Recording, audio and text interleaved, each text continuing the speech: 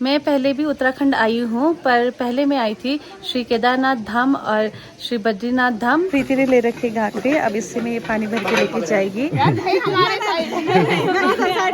शगुन का लिफाफा भी मिलने वाला है। तो सुष्मिता को मैं आज अपने त्रियोगीनारायण मंदिर के बारे में बताने वाली हूँ। फाइनली मेरी टी आ गई है और हम दोनों सुबह से ही वेट कर रहे थे कि हमें चाय मिले गरम गरम। और प्रीति की मेहंदी वो सीधे ब्राउन नहीं हुई, सीधे काली हो गई। ये प्रीति ने क्या बोल दिया अपने पति देव को? क्या बोला प्रीति? जीजा जी। प्रीति ने अपने हस्बैंड को बोल दिया, ए जीजा जी। हो गया। यहाँ पे इन्होंने मेरे को पूछा कि पति देव को अब क्या बुलाओगे? इधर भी देख। मैंने कहा ए जी ओ जी हम ना कहेंगे, हम तो सिर्फ इशारों में बात करेंगे। ये बाहर पे है, मैंने सिर्फ पता कैसे किया। कोई सुन ही नहीं रहा मेरी। प्रीति हो चुकी है रेडी और साथ में है जीजू। जीजू इधर देखना, हाय बोल दो। हेलो नमस्ते, welcome back to my YouTube channel. मेरा नाम है सुष्मिता और आप सभी का स्वागत है उत्तराखंड के सोनप्रयाग से। और अभी हम लोग जा रहे हैं मंदिर और यहाँ पे बाहर आते हैं दीदी बना रही है वीडियो और ये प्रीति भी खुद भी ब्लॉगिंग कर रही है। तो अब मैं प्रीति हम सब जा रहे हैं। कहाँ जा रहे हैं? ऊपर मंदिर, त्रियोगीनारायण मंदिर में।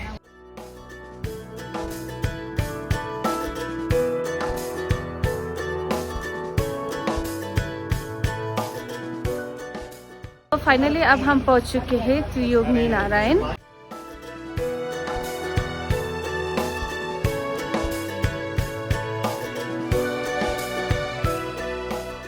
प्रीति की धारा पूजन होगी तो उसकी तैयारियां चल रही है। प्रीति ने ले रखे घाघरे, अब इससे में ये पानी भर के लेके जाएगी।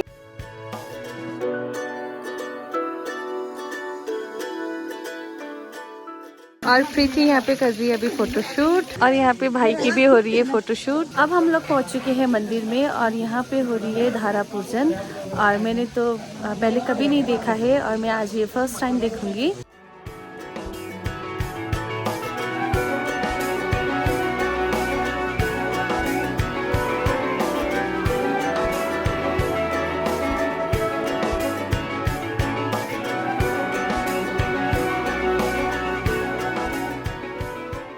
जो भी अंदर में पूजा होना था मंदिर के अंदर वो कंप्लीट हो चुकी है। तो अब प्रीति आई है यहाँ पे नीचे मतलब बाहर धारे पे पानी भरने के लिए। और यहाँ पे धारा पूजन के टाइम में सगुन देना पड़ते हैं तो ये लोग सगुन मांग रहे हैं। ना ना कल हमको भी नहीं दिया था, पूरा नहीं दिया था। मैं अपने भाई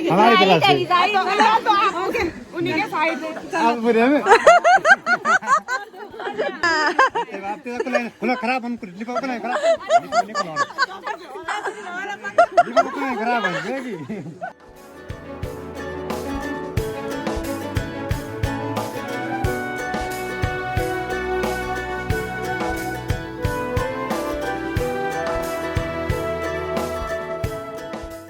मैं हूँ अभी श्री त्रियोगी नारायण मंदिर में और यहाँ के बारे में मुझे कुछ इतना पता नहीं है तो यहाँ के बारे में मुझे जानकारी दे रही है दीदी। तो सुष्मिता को मैं आज अपने त्रियोगीनारायण मंदिर के बारे में बताने वाली हूँ। यहाँ पे शिव पार्वती का विवाह संपन्न हुआ था जिसमें कि भाई का जो मुख्य भूमिका निभाई थी वो विष्णु भगवान जी ने निभाई थी। और ये मंदिर है विष्णु भगवान के वामन अवतार का। यहाँ पे एक बहुत भव्य मेला लगता है जिसको कि हमारी गढ़वाली भाषा में यगास का मेला बोलते हैं, एकादशी का मेला, भगवान नारायण के वामन अवतार के जन्म का मेला।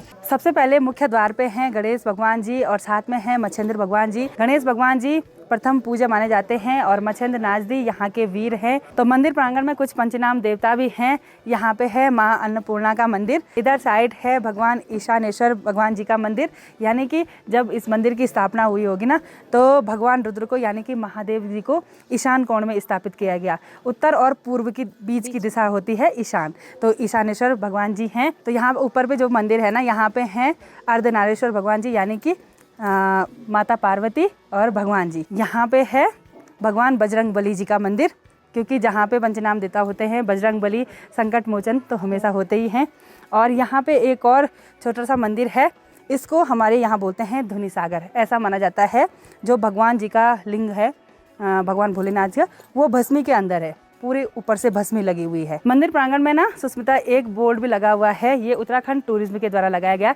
इसमें सारी चीज़ें लिखी हुई हैं कि निकटतम दर्शनीय स्थल कौन कौन से हैं, यानी कि और कहाँ कहाँ आप जा सकते हैं भगवान जी के दर्शन करने के लिए। मधमेश्वर है, तुंगनाथ है, ओंकारेश्वर मंदिर है, काली मठ है और कार्तिकेय स्वामी का मंदिर है। इसके अलावा और जगह ऐसी भी है जहाँ जो इस बोर्ड पे नहीं लिखी हुई है। यहाँ से ऊपर आपको ये सोच के थोड़ा आश्चर्य होगा कि ये पानी कहाँ से आ रहा है इन कुंडों में। कृष्ण सरोवर से ये जल आता है जमीन के अंदर से। हाँ, आपने ब्लॉग के माध्यम से देखा होगा, लेकिन आज हमने आपको बता दिया वहाँ जाने के लिए 3 किलोमीटर का रास्ता तय करना पड़ता है। जैसे यहाँ पे इतने बड़े बड़े पत्थर के मंदिर है, हमारे यहाँ पे नहीं होते।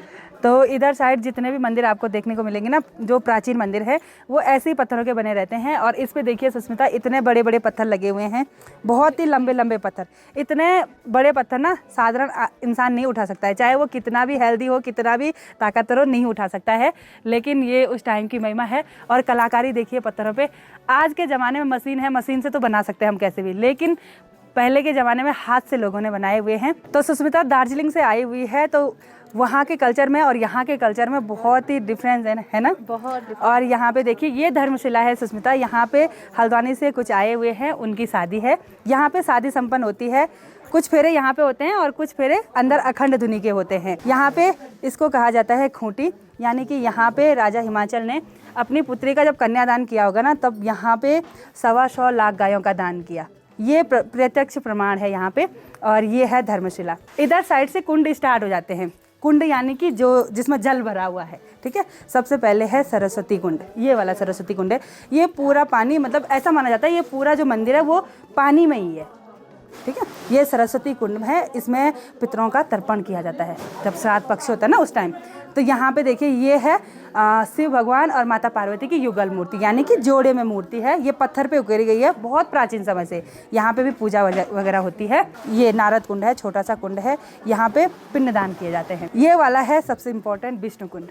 विष्णु कुंड का जो पानी है वो अमृत के समान माना जाता है। बहुत सारे लोग ले जाते हैं, यहाँ से पानी ले जाते हैं। तो यहाँ पे विष्णु कुंड, यहाँ पे भगवान जी की पीछे शेषनाग है, माता लक्ष्मी है साथ में, वो उस पे उकेरी हुई है। ये विष्णु कुंड का पानी है, ये अमृत माना जाता है।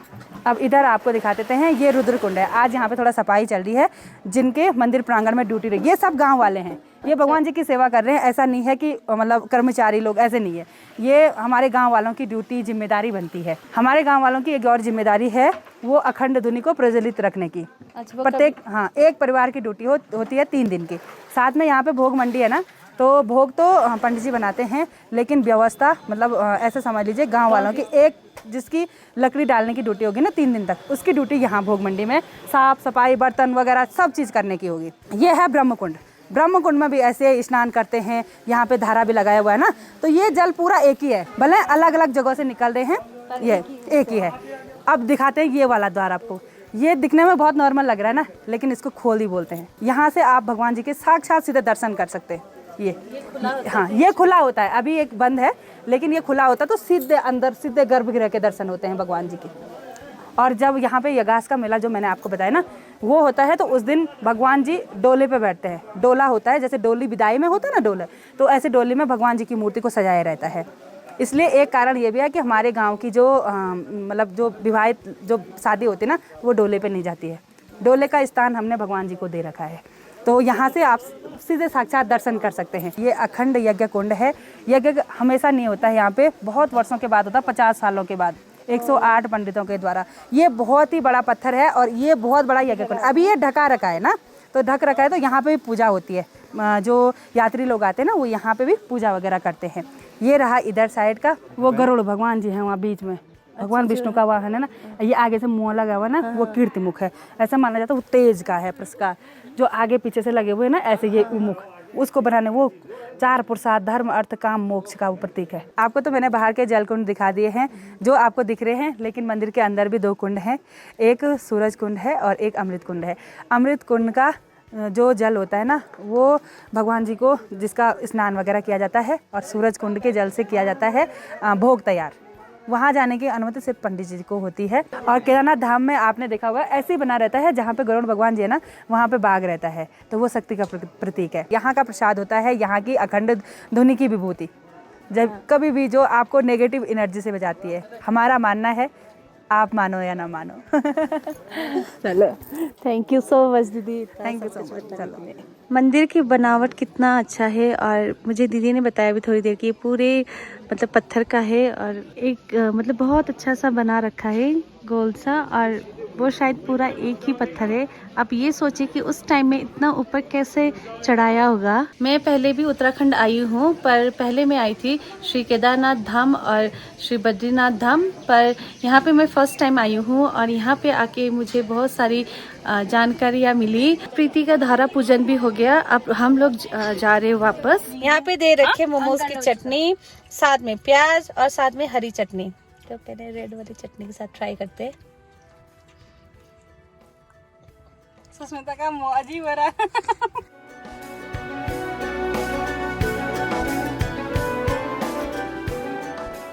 अब हम पहुंच चुके हैं मंदिर से।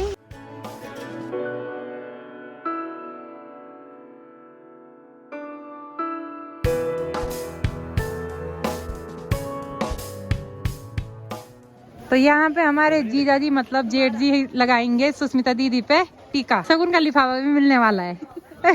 ये देखो जेब में, हाँ खत्म हो गया ना, दो लिफाफे, ये लो स्पेशल मेहमान के लिए दो। तो यहाँ पे जीजा जी आई मीन जेठ जी फिर से दे रहे हैं लिफाफा। ऐसा क्यों? अच्छा डबल ट्रिपल लगेगा, हाँ क्योंकि ये स्पेशल मेहमान। दार्जिलिंग पश्चिम बंगाल है, अभी नहीं है समझ में। जेठ जी का मुंह खुला का खुला रहे। अरे ठीक हो गया, अच्छी बात है। और अब हम सब लोग घर जाने की तैयारियां कर रहे हैं।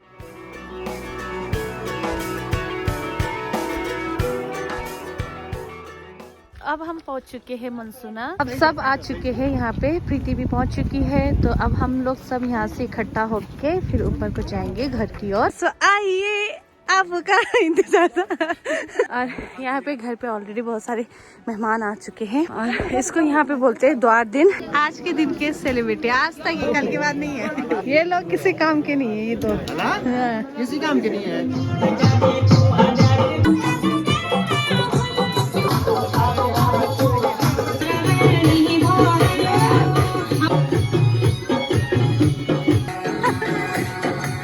अब हमने अच्छे से डांस वांस करके अब जा रहे हैं हम पेट पूजा करने। अटक जाएगा आराम से खाना। बताइए आप क्या कहना चाहते हैं? खाइए इसमें से। नहीं, हम लेंगे अपना प्लेट।